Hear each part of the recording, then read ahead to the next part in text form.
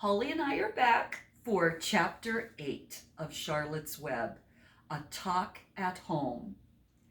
On Sunday morning, Mr. and Mrs. Arable and Fern were sitting at breakfast in the kitchen.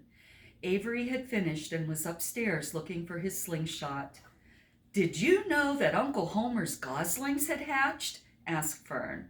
"How many?" asked Mr. Arable. "7," replied Fern. "There were 8 eggs, but 1 egg didn't hatch, and the goose told Templeton she didn't want it anymore, so she took it away." "The goose did what?" asked Mrs. Arable, gazing at her daughter with a queer, worried look. "Told Templeton she didn't want the egg anymore," repeated Fern. "Who is Templeton?" asked Mrs. Arable. "He's the rat," replied Fern. "None of us like him much." "Who's us?" asked Mr. Arable. "Oh, everybody in the barn cellar. Wilbur and the sheep and the lambs and the goose and the gander and the goslings and Charlotte and me." "Charlotte?" said Mrs. Arable. "Who's Charlotte?" "She's Wilbur's best friend. She's terribly clever." "What does she look like?" asked Mrs. Arable. "Well," said Fern thoughtfully, "she has 8 legs. All spiders do, I guess." "Charlotte is a spider?" asked Fern's mother. Fern nodded.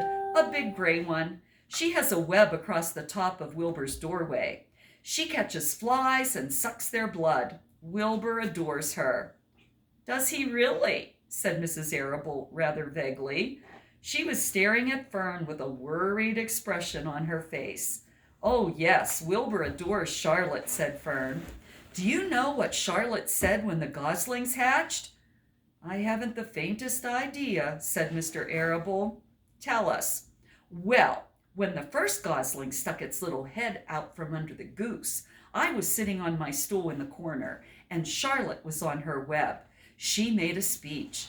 She said, 'I am sure that every one of us here in the barn cellar will be gratified to learn that after 4 weeks of unremitting effort and patience on the part of the goose, she now has something to show for it.' Don't you think that was a pleasant thing for her to say?" "Yes, I do," said Mrs. Arable. "And now, Fern, it's time to get ready for Sunday school.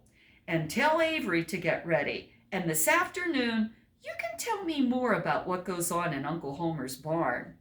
Aren't you spending quite a lot of time there? You go there almost every afternoon, don't you?" "I like it there," replied Fern. She wiped her mouth and ran upstairs. After she had left the room, Mrs. Arable spoke in a low voice to her husband.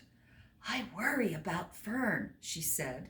"Did you hear the way she rambled on about the animals, pretending that they talked?"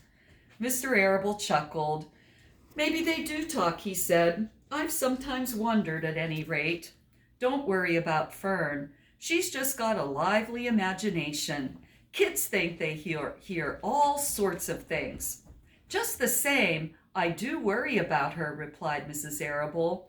"I think I shall ask Dr. Dorian about her the next time I see him. He loves Fern almost as much as we do, and I want him to know how queerly she is acting about that pig and everything. I don't think it's normal. You know perfectly well animals don't talk." Mr. Arable grinned. "Maybe our ears aren't as sharp as Fern's," he said. That's the end of Chapter 8. Holly, say hi to everybody. Hi.